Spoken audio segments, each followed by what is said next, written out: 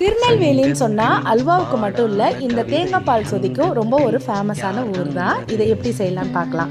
ஒரு பேனில் கொஞ்சம் தேங்காய் எண்ணெய் விட்டுருக்கேன், கடுகு பொரிய விட்டுட்டு ஒரு பட்டை பே லீஃப் இது ரெண்டும் சேர்த்ததுக்கு பிறகு தட்டி வச்சுருக்க இஞ்சி பூண்டை இதோட சேர்த்து வதக்கிக்கலாம். அடுத்தது காரத்துக்கு ஒரு 2 பச்சை மிளகாய் சேர்த்துருக்கேன், ஒரு 10 சின்ன வெங்காயத்தை நீல வாக்கில் கட் பண்ணிவிட்டு அதையும் சேர்த்துருக்கேன்.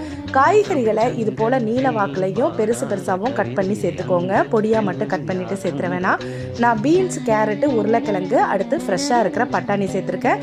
நீங்கள் காலிஃப்ளவர் கூட இதில் சேர்த்துக்கலாம். இதுக்கான மெயின் இன்க்ரீடியண்ட்டே தேங்காய் பால் தான். நான் தேங்காய் பாலில் 2ஆம் பால் எடுத்து இந்த காய்கறிகளை வேக விட போகிறேன்.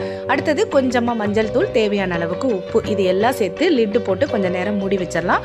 காய்கறிகள் ரொம்ப நேரம் வேகணுங்கிற அவசியம் கிடையாது, ஓரளவுக்கு வெந்தாலே போதும். இந்த மாதிரி எடுத்து பார்த்தீங்கன்னா நல்ல காய் வெந்திருக்கும். நல்லா குலைவாக வேக வச்சு மசிச்சு வச்சுருக்க பாசிப்பருப்பையும் இதோட சேர்த்துருக்கேன். பருப்பு முழுசாக இருக்கக்கூடாது, இந்த மாதிரி நல்லா மசியாக இருக்கணும். இதையும் நல்லா மிக்ஸ் பண்ணி கொடுத்துட்டு ஒரு 2 நிமிஷம் மூடி வச்சுருங்க. இந்த பருப்பும் காய்கறிகளும் ஒன்றா சேர்ந்ததுக்கு பிறகு நம்ம தேங்காவில் முதல்ல எடுத்து வச்சிருக்க 1ஆம் பாலை இதோட சேர்த்துக்கலாம். இந்த பால் சேர்த்ததுக்கு பிறகு ரொம்ப நேரம் கொதிக்கணும்னு அவசியம் கிடையாது, உடனே ஸ்டவ் ஆஃப் பண்ணிடலாம். தேவையான அளவுக்கு கருவேப்பிலையும் ஒரு கைப்பிடி அளவுக்கு கொத்தமல்லி இலைகளையும் சேர்த்து இறக்கிட்டிங்கன்னா நல்ல மணக்க நல்ல டேஸ்டியான சூப்பரான ஒரு திருநெல்வேலி சொதி ரெடி ஆகிடும். இவங்களோட ஜோடி யாருன்னு பார்த்தீங்கன்னா இடியாப்பம் தான். இடியாப்பத்துக்கும் தேங்காய் பால் சொதிக்கும் அவ்வளோ ஒரு சூப்பரான காம்பினேஷனாக இருக்கும்.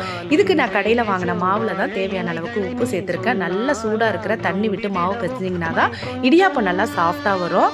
இதை நம்ம இட்லி பானையில் வச்சு அவிச்சு எடுத்துக்கலாம். இந்த தேங்காய் பால் சொதி பார்த்தீங்கன்னா வயிறு புண்ணு, வாய் புண்ணு, இது எல்லாத்துக்குமே ரொம்ப நல்லது. இதில் நம்ம சேர்க்குற பாசிப்பருப்பு, அடுத்த தேங்காய் பால், இது ரெண்டுமே உடம்புக்கு ரொம்ப நல்லது.